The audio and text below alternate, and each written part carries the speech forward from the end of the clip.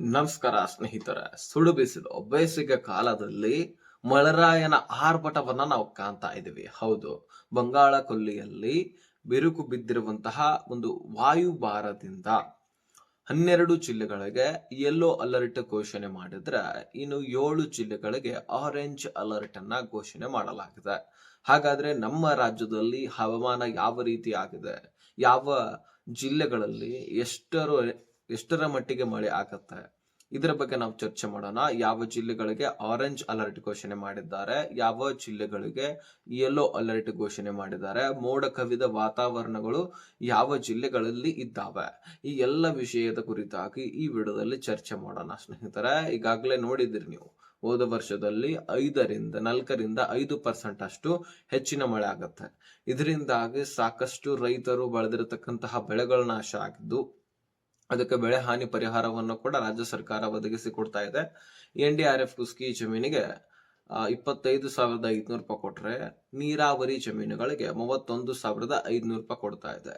ಈ ರೀತಿ ಸಂಕಷ್ಟ ಮತ್ತೆ ಎದುರಾಗ್ತಾ ಇದೆ. ಹೋದ ವರ್ಷದಲ್ಲಿ ಬೇಸಿಗೆ ಅಂತೂ ಸಿಕ್ಕಾಪಟ್ಟೆ ಇತ್ತು, ಆದ್ರೆ ಈ ವರ್ಷದಲ್ಲಿ ಬಿಸಿಲು ಇದೆ, ಆದ್ರೆ ಹೋದ ವರ್ಷದಷ್ಟು ಇಲ್ಲ. ಆದ್ರೆ ಮಳೆರಾಯನ ಆರ್ಭಟವನ್ನು ಕೂಡ ನಾವು ನೋಡ್ತಾ ಇದೀವಿ ಬೇಸಿಗೆ ಕಾಲದಲ್ಲಿ. ದಿನವಿಡೀ ಏನು ಬೇಸಿಗೆ ಇರತ್ತಲ್ಲ, ಬೆಳಿಗ್ಗೆ ಹಿಡ್ಕೊಂಡು ಮಧ್ಯಾಹ್ನದವರೆಗೆ, ಹೇಗೆ ಸಂಜೆ ಆಗ್ಲಿಕ್ಕೆ ಸಾಯಂಕಾಲ ಆಗ್ಲಿಕ್ಕೆ ಪ್ರಾರಂಭವಾಗುತ್ತೆ. ಮೋಡ ಕವಿದ ವಾತಾವರಣ, ಬಿರುಗಾಳಿ, ಸಿಡಿಲು, ಗುಡುಗು, ಮಳೆರಾಯನ ಆರ್ಭಟವನ್ನ ನಾವು ನೋಡ್ತಾ ಇದ್ವಿ. ಇದೇ ರೀತಿ ಮುಂದುವರಿತಂದ್ರೆ ಮತ್ತಷ್ಟು ರೈತ ಸಂಕಷ್ಟಕ್ಕೀಡಾಗ್ತಾನೆ. ದ್ರಾಕ್ಷಿ ಬೆಳೆಗಾರರಿಗೆ ಬಹಳ ತೊಂದರೆ ಇದೆ. ಜೊತೆಗೆ ಅರಿಸಿನ ಬೆಳೆದಿರ್ತಾರೆ, ಅಲ್ಲಿ ಕೂಡ ತೊಂದರೆ ಇದೆ. ಸೊ ಹೀಗಾಗಿ ಮಳೆರಾಯನ ಆರ್ಭಟ ಎಲ್ಲೆಲ್ಲಿ ಇದೆ ಇದನ್ನ ನೀವು ತಿಳ್ಕೊಂಡ್ರೆ ನಿಮ್ಮ ಒಂದು ಬೆಳೆಗಳನ್ನ ಸಂರಕ್ಷಿಸಲಿಕ್ಕೆ ಒಂದಿಷ್ಟು ಕೆಲಸ ಕಾರ್ಯಗಳನ್ನ ಮಾಡ್ಲಿಕ್ಕೆ ಅವಕಾಶ ಆದ್ರೂ ಸಿಗತ್ತೆ. ಇನ್ನು ಸ್ನೇಹಿತರೆ, ಯಾವ ಒಂದು ಜಿಲ್ಲೆಗಳಲ್ಲಿ ಯೆಲ್ಲೋ ಅಲರ್ಟ್, ಆರೆಂಜ್ ಅಲರ್ಟ್ ಘೋಷಣೆ ಮಾಡಿದಾರೆ ಅಂತ ನೋಡೋಣ. ಸೊ ನಮ್ಮ ಬೆಳಗಾವಿ ಜಿಲ್ಲೆಗೂ ಕೂಡ ಆರೆಂಜ್ ಅಲರ್ಟ್ ಘೋಷಣೆ ಮಾಡಿದ್ದಾರೆ. ಜೊತೆಗೆ ಧಾರವಾಡ ಜಿಲ್ಲೆದವರಿಗೆ, ಹಾವೇರಿ ಜಿಲ್ಲೆದವರಿಗೆ, ವಿಜಯನಗರ ಜಿಲ್ಲೆದವರಿಗೆ, ದಾವಣಗೆರೆ ಜಿಲ್ಲೆದವರಿಗೆ ಮತ್ತು ಶಿವಮೊಗ್ಗ ಜಿಲ್ಲೆದವರಿಗೆ ಸಾಧಾರಣದಿಂದ ಜೋರು ಮಳೆ. ಮೊದಲು ಸಾಧಾರಣವಾಗಿ ಬಿರುಗಾಳಿ, ಗಾಳಿ ಅಂತ ಸ್ಟಾರ್ಟ್ ಆಗ್ತದೆ.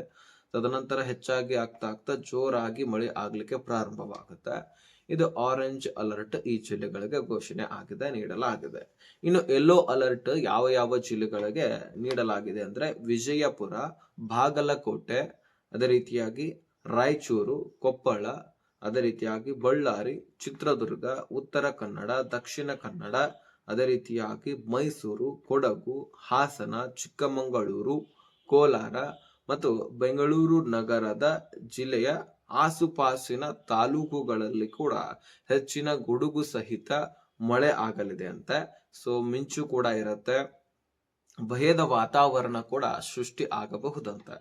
ಸೊ ಹೀಗಾಗಿ ಇಲ್ಲಿ ಯೆಲ್ಲೋ ಅಲರ್ಟ್ ಅನ್ನ ಘೋಷಣೆ ಮಾಡಲಾಗಿದೆ. ಉಳಿದಂತಹ ಒಂದು ಜಿಲ್ಲೆಗಳಲ್ಲಿ ಮೋಡ ಕವಿದ ವಾತಾವರಣ, ಗಾಳಿ, ಒಂದು ಸಣ್ಣನೆ ಮಳೆ ಈ ರೀತಿಯಾಗಿ ಕಾಣಿಸಬಹುದಂತ ಹೇಳಲಾಗಿದೆ. ಹಾಗಾದ್ರೆ ಸ್ನೇಹಿತರೆ, ಈ ಮಳೆಯಿಂದಾಗಿ ದ್ರಾಕ್ಷಿ ಬೆಳೆಗಾರರಿಗೆ ಬಹಳ ಸಂಕಷ್ಟವನ್ನ ಎದುರಿಸಲಾಗ್ತಾ ಇದೆ.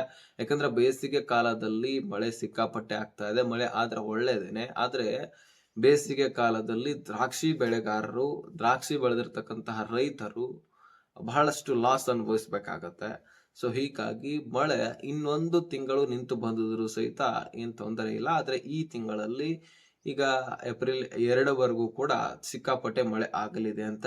ಎಲ್ಲ ಜಿಲ್ಲೆಗಳಲ್ಲಿ ಕೂಡ ಮೋಡ ಕವಿದ ವಾತಾವರಣ, ಸುಂಟರ ಗಾಳಿ, ಮಿಂಚು, ಗುಡುಗು ಇದೆಲ್ಲವೂ ಕೂಡ ಕಾಣಿಸಿಕೊಳ್ಳಲಿದೆ ಅಂತ. ಸೊ ನೀವು ಯಾವ ಜಿಲ್ಲೆದವರಿದ್ದೀರಿ ಕಮೆಂಟ್ ಮಾಡಿ. ಅಲ್ಲಿ ಕೂಡ ಯಾವ ರೀತಿಯಾಗಿ ಮಳೆ ಆಗ್ತಾ ಇದೆ ಅನ್ನೋದ್ರ ಬಗ್ಗೆ ಒಂದಿಷ್ಟು ವಿವರಣೆಯನ್ನ ಕಮೆಂಟ್ ನಲ್ಲಿ ತಿಳಿಸಿ. ಸ್ನೇಹಿತರ, ನೀವು ಯಾವ ಬೆಳೆಗಳನ್ನ ಬೆಳೆದಿರಿ, ನೀವು ರೈತರಿದ್ದೀರಾ, ಅದರ ಬಗ್ಗೆನೂ ಕೂಡ ಕಮೆಂಟ್ ಮಾಡಿ ತಿಳಿಸಿ. ಇನ್ನು ಶಾಲಾ ಕಾಲೇಜುಗಳು ರಜೆ ಘೋಷಣೆ ಆಗಬಹುದಾ? ಖಂಡಿತವಾಗ್ಲೂ ಇಲ್ಲ. ಬೆಳಗಿನ ಜಾವ ಏನು ಮಳೆ ಹೆಚ್ಚಾಗಿ ಇಲ್ಲ, ಯಾವ ಜಿಲ್ಲೆಗಳಲ್ಲಿ ಕೂಡ ಆದಷ್ಟು ಇಲ್ಲ. ಸಂಜೆ ಆದಂಗೆ ಅಂದ್ರೆ ಮಧ್ಯಾಹ್ನ ಆದ ಮೇಲೆ ಸಾಯಂಕಾಲ ಪ್ರಾರಂಭವಾಗತ್ತಲ್ವಾ, ಆ ಸಂದರ್ಭದಲ್ಲಿ ಸಣ್ಣನೆ ಗಾಳಿ ಸ್ಟಾರ್ಟ್ ಆಗಿ ಬಿರುಗಾಳಿ ತನಕ, ಅದೇ ರೀತಿಯಾಗಿ ಮಿಂಚು, ಗುಡುಗಿನ ಸದ್ದುಗಳು ಇದೆಲ್ಲವೂ ಕೂಡ ಕಾಣಿಸಿಕೊಳ್ಳಿಕ್ ಪ್ರಾರಂಭವಾಗುತ್ತೆ. ಹೆಚ್ಚಿನ ಮಳೆ ಆಗ್ಲಿಕ್ಕೆ ಪ್ರಾರಂಭವಾಗುತ್ತೆ. ಆ ಮಳೆಯ ಜೊತೆಗೆ ಗಾಳಿಗೂ ಕೂಡ ಬಂದ್ಬಿಡತ್ತೆ. ಸೊ ಇದರಿಂದಾಗಿ ಎಲ್ಲ ರೈತರಿಗೆ ತೊಂದರೆನೆ ಇರುವಂತದ್ದು. ಆದ್ರೆ ಮಳೆ ಆಗಬೇಕು, ಇನ್ನೊಂದು ತಿಂಗಳು ಬಿಟ್ಟು ಆಗ್ಬೇಕು ಅನ್ನುವಂಥದ್ದು ರೈತರ ಅಭಿಪ್ರಾಯವಾಗಿದೆ. ಮಳೆ ಬೇಕು, ಯಾಕಂದ್ರೆ ಹೆಚ್ಚಾಗಿ ಮಳೆ ಆದ್ರೇನೆ ನಾವು ಆರಾಮಾಗ್ಲಿಕ್ಕೆ ಸಾಧ್ಯ, ಕುಡಿಲಿಕ್ಕೆ ನೀರು ಸಿಗತ್ತೆ. ಹಾಗಾಗಿ ಮಳೆನೂ ಕೂಡ ಆಗಬೇಕು, ಆದ್ರೆ ಈ ಸಂದರ್ಭದಲ್ಲಿ ಅಲ್ಲ ಅನ್ನುವಂತಹ ಅನಿಸಿಕೆಯನ್ನ ವ್ಯಕ್ತಪಡಿಸ್ತಾ ನಿಮ್ಮ ಅಭಿಪ್ರಾಯವನ್ನ ಕಮೆಂಟ್ ಮಾಡಿ ತಿಳಿಸಿ. ಈ ವಿಡಿಯೋ ನೋಡೋದಕ್ಕೆ ಧನ್ಯವಾದ. ಇನ್ಫಾರ್ಮೇಶನ್ ತಿಳಿಸಿದ್ದೀನಿ. ಈ ವಿಷಯವನ್ನ ಎಲ್ಲ ಸಾರ್ವಜನಿಕರಿಗೆ, ರೈತರಿಗೆ ಶೇರ್ ಮಾಡಿ, ಹಾಗೆ ಸಬ್ಸ್ಕ್ರೈಬ್ ಮಾಡಿ.